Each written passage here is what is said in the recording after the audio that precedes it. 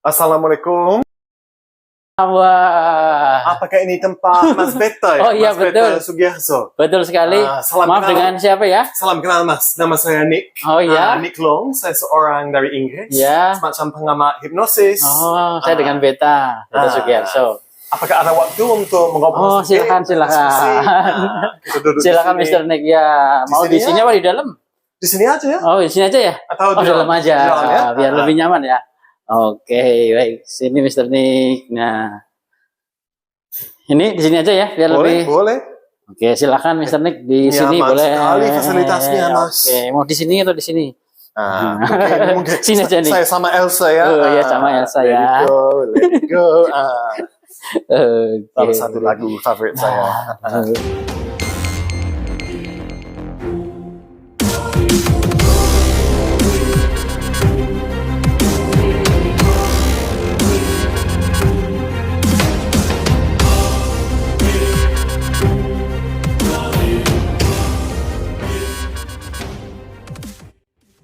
Ini kok sampai sini gimana ceritanya nih?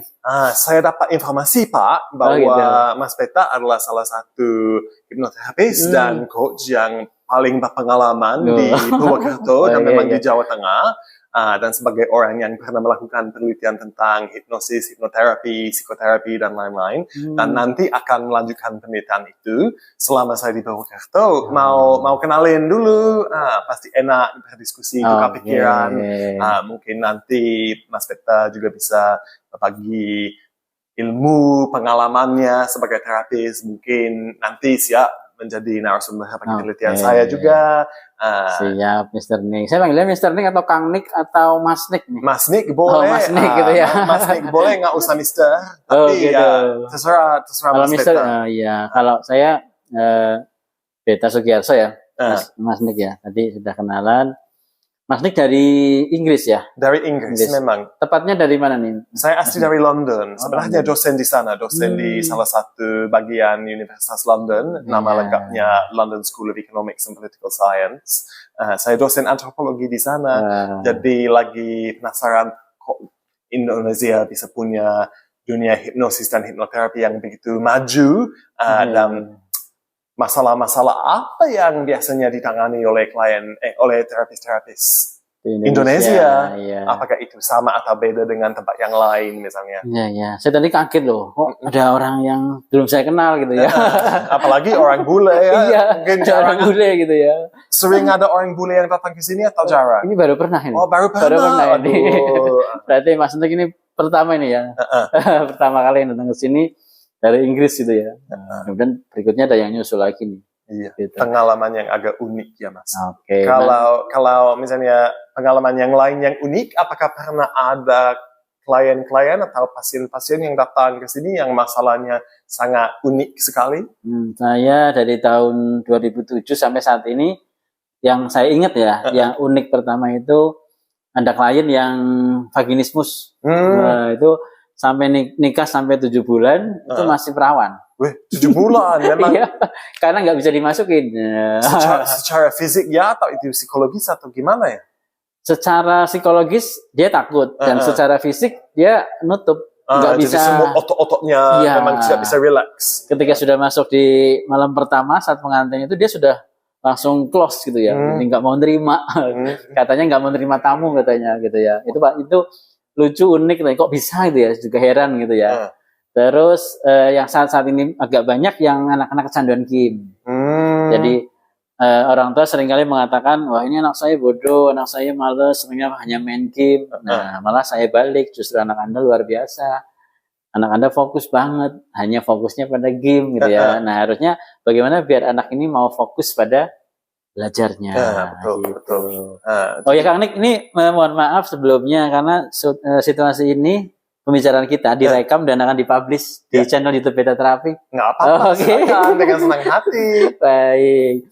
Oke Kang Nick, silakan ada yang bisa saya bantu di lembaga ini. Barangkali kita bisa menggali hal-hal yang unik, yang bermanfaat ya, Mr. Nick ya. Jadi selain hipnoterapi, ada terapi apa saja yang ditawarin di sini Pak? Kalau praktek saya di sini praktek keperawatan komplementer. Jadi selain hipnoterapi ada akupuntur, acupressure, refleksi ya, dan praktek keperawatan yang lainnya seperti rawat luka, terus ada juga motivasi ya, seperti itu. Maksudnya Mas Peter betul-betul multitalent ya? Ya memang dari tahun 2002 sudah belajar akupunturnya, sehingga sudah memang seneng ya. Saya seneng dan rasanya hatinya ke situ gitu ya. Gitu. Dan rasanya puas ketika ada pasien yang datang ke sini digotong-gotong gitu ya, yang nggak bisa jalan sama sekali, terus setelah sekian kali terapi dia pulang dengan jalan kaki. Itu rasanya alhamdulillah saya bisa bantu mereka gitu. Itu hal yang membahagiakan ya bagi seorang terapis ya, gitu ya. Seperti seorang dosen yang mengajar dan mahasiswanya pinter kan pasti membahagiakan gitu ya. Betul, tapi yang lebih menyenangkan lagi itu kalau ada mahasiswa yang masuk, nilainya tidak begitu bagus, dia punya potensi tapi pintarnya belum muncul, tapi pada saat dia wisuda, pintarnya muncul dan dia dapat nilai cum laude.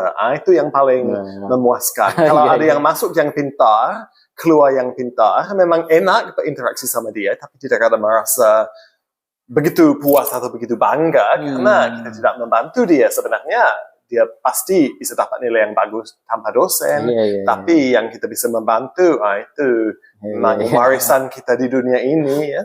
Mas Nick selain dosen di Inggris, terapis juga, praktisi? Bukan. Belum sampai praktisi. Pernah pakai hipno sedikit untuk membantu teman-teman, tapi lagi di tingkat explore saja. Dan memang cita-cita lebih lari ke penelitian dan antropologi daripada ke dunia medis. Saya juga senang nih kalau ketemu dengan researcher ya. Saya sebetulnya pengen teliti lebih banyak, lebih dalam ya. Tapi kadang-kadang mungkin tadi ya, di budaya kita, budaya telitinya kan masih berbeda dengan budaya di luar ya. Betul. Gitu. Nah, saya pengen bangkitkan nih semangat teliti lagi gitu. Biar nanti bareng-bareng sama Mas Nick bisa kolaborasi risetnya gitu. Bisa, pasti enak tukar pikiran. Gitu ya.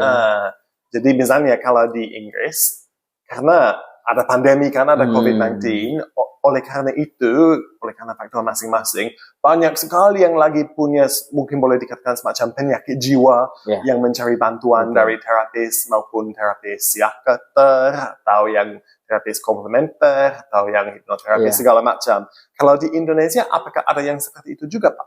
Justru saat saya nangani pandemi, dari tahun 2020 ya, itu memang sebagian besar klien yang masuk ke rumah sakit, karena saya perawat di rumah sakit ya, di rumah sakit itu mereka malah lebih banyak stresnya. Kondisi datang dengan kondisi sehat bugar, dengan konfirm COVID ya, masuk ke ruang isolasi kan stres banget itu. Nah, di situ sangat butuh tadi support, motivasi. Makanya di rumah sakit kami pasien-pasien yang kondisinya bagus bisa aktivitas, dia keluar kalau pagi untuk senam bersama dengan petugas, nyanyi bersama gitu. Nah, ini harapannya tadi mensupport mereka, memberikan gambaran pada mereka bahwa mereka baik-baik saja dan harus fight ya, harus kuat gitu untuk menghadapi pandemi ini. Ini menarik sekali, Mas, karena pasti ada orang, mungkin para penonton, yang berpikir kalau ada orang yang seperti itu, yang stresnya tinggi, ya, diberi obat anti khawatir saja, atau diberi obat anti stres. Jadi kalau ada pasien seperti itu, kenapa itu penting bahwa dia mengeksplor dunia pengobatan komplementer atau pengobatan alternatif, menurut Pak Neta? Komplementer itu kan satu pengobatan yang akan tadi ya membumbui sebuah pengobatan yang sudah ada gitu ya, sehingga sangat pas banget ya ketika klien mendapat pengobatan medis terus ditambah dengan komplementer. Ini ibarat sambelnya lengkap gitu. Rasanya lengkap gitu ya, ibarat masakan ini sedap banget gitu, seperti itu. Jangan sampai ada cabai merahnya tambah belacan. Itu justru waktu pandemi itu tadi ya, sampai saya bikin channel YouTube juga untuk sugesti positif. Jadi biar klien-klien yang kena COVID saat itu, dia juga tersemangati dengan afirmasi positif, dengan sugesti positif, seperti itu. Dan itu ditawarin gratis di YouTube? Gratis di YouTube ya. Karena saat itu kan kondisi pandemi, petugas juga galau gitu ya. Kan saat itu tahun 2020 saya juga cemas loh, awal-awal itu ya, takut juga kan. saya selamat dan nanti ini sampai selesai pandemi gitu. Alhamdulillah Allah masih memberi kehidupan, masih diberi keselamatan gitu ya sampai tahun 2022 ini. Nah, yang pasti yang saya pikirkan saat itu hanya saya berharap bisa memberikan yang terbaik untuk pelayanan yang yang harus saya berikan di rumah sakit itu. Seperti itu, Mas. Dan setahu saya, kadang-kadang di Indonesia mungkin hipnoterapi dan lain-lain atau terapi yang pakai energi itu kadang-kadang dianggap sedikit tabu ya atau sedikit menakutkan. Apakah Mas Peter pernah mengalami tantangan atau kendala oleh karena orang yang salah paham tentang terapinya dan praktisinya? Banyak klien-klien yang datang ke sini karena kesurupan. Jadi dia sering mengalami kesurupan sehari bisa sekali, ada yang 2 kali gitu ya. Nah, kalau mereka ke dukun pasti akan dianggapnya ini kesurupan, ini dibuat orang, ya ada orang jahat dan lain-lain. Nah, ketika dia datang ke sini, saya gunakan terapi hipnoterapi, gunakan NLP, gitu ya, sehingga dibukakan bahwa meskipun seandainya itu pun kesurupan, oke lah, tapi kita bisa kok terapi dengan teknik-teknik yang sudah ilmiah, ya dengan teknik komunikasi murni. Itu saya gunakan teknik hipnoterapi seperti biasa dengan progresif relaksasi, gitu ya. Ada juga dengan guided imagery, ada juga dengan object imagery gitu ya, ada juga dengan submodality mapping across itu. Saya utak-atik submodality-nya itu berhasil. Dan sekarang klien-klien yang dulunya sering kesurupan sekarang alhamdulillah sudah bebas dari kondisi itu gitu. Dan apakah dia tetap menganggap bahwa dia pernah mengalami kesurupan atau apakah dia baru paham bahwa sebenarnya itu semacam gangguan psikologis? Iya.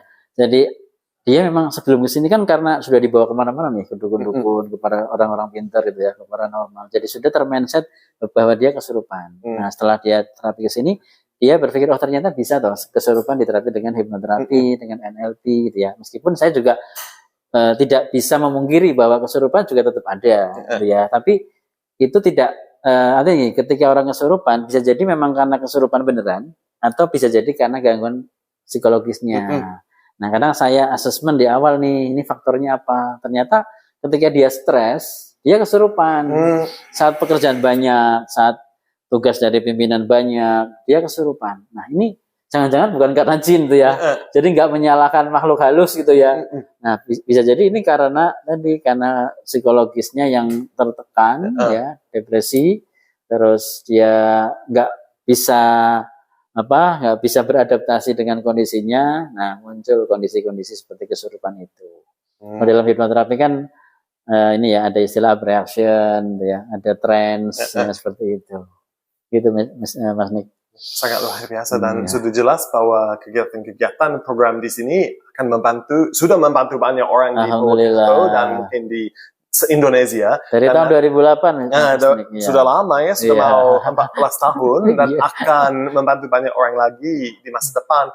Menurut Pak Meta, apa yang bisa dilakukan oleh pihak seperti misalnya pemerintah, Menteri Kesehatan, mungkin orang yang punya jabatan tinggi di Ormas atau di NU atau MUI segala macam untuk membuat penduduk Indonesia lebih percaya sama terapi yang begitu berguna bagi mereka. Alhamdulillah saat ini pemerintah sudah sangat respon ya dengan terapi-terapi ini. Buktinya sudah ada regulasi dari keperawatan, juga ada regulasi terapi komplementer, sudah legal. Dari penyihir tradisional, HATRA juga ada regulasinya. Dari terapi komplementer sendiri ada regulasinya. Jadi pemerintah sudah sebetulnya memberikan kesempatan luas warga Indonesia untuk tadi mengimprovisasi budaya-budaya yang ada dengan keilmuan yang sudah ilmiah gitu ya, sehingga bisa bermanfaat semakin luas. Sehingga citra hipnosis, citra hipnoterapi yang tadinya seolah sihir itu hilang gitu. Bahwa ini murni komunikasi yang dilakukan oleh seorang terapis kepada kliennya gitu. Nah, bisa jadi ini ya orang-orang yang tadinya berpikir bahwa ini magic, ini sihir, udah mulai terkikis nih bahwa ini sangat ilmiah, ini benar-benar teknik komunikasi antara tadi klien dengan terapisnya. Nah, mungkin kedepannya ditambahkan kalau pemerintah nanti makin support ya dengan adanya program-program seperti hipnomotivasi. Yang saat ini sedang disoroti kan anak-anak nih yang kecanduan gadget. Padahal anak-anak yang kecanduan gadget yang diterapi ke sini nih, kebanyakan kan mereka sudah sampai ngamuk, sudah sampai marah-marah di sekolah gitu ya. Hampir ada yang mau dikeluarin gitu ya. Nah, setelah mereka dilakukan hipnoterapi bagus loh. Saya alihkan bakatnya dia yang tadinya ke game, ke renang. Ada yang bakatnya dari game ke bulu tangkis, dan dia bagus di prestasi yang lain. Artinya sebetulnya anak-anak tidak dalam kondisi kecanduan sebetulnya. Dia hanya kehilangan langkah saya harus kemana sih gitu. Nah, setelah dikasih jalan dengan hipnoterapi, dia menemukan passionnya.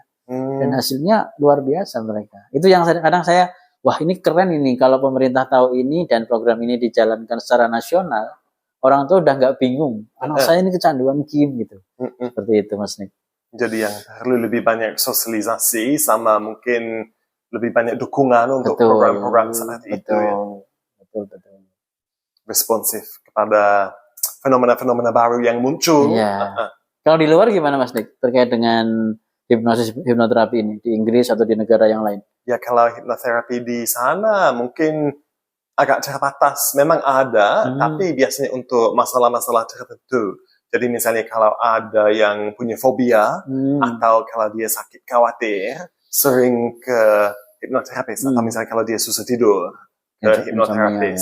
Tapi kalau fenomena-fenomena yang lain, misalnya kalau di sana jarang ada yang mengakui kesurupan jin. Tapi kalau ada yang punya fenomena seperti itu yang kayak kesurupan atau dengan suara-suara yang buruk, atau kalau dia memang ketagihan game, hal seperti itu, mungkin dibawa ke jenis terapis yang lain. Mungkin yang memberi obat saja, atau cuma semacam psikoterapi yang tidak pakai trans. Jadi itu salah satu hal yang saya juga sedang berpikir sebagai pertanyaan untuk penelitian pada masa depan.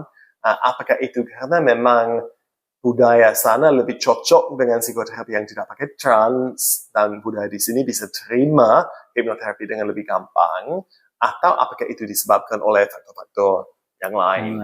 Ini penelitian menarik ya untuk berikutnya ya. Keren ini. Iya. Gimana saya kadang-kadang heran, ilmuwan sebagus ini kadang pengemasannya salah, jadi image-nya salah, dan manfaatnya kan sangat luar biasa untuk orang-orang yang butuh gitu ya. Betul. Apalagi kasus psikosomatis.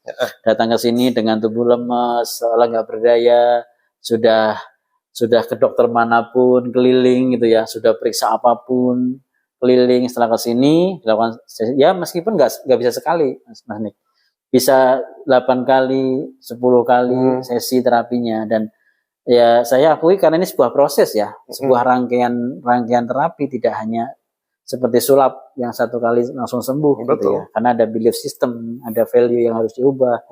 Nah itu yang saya bisa belajar banyak dari klien-klien yang terapi di sini misalnya gitu.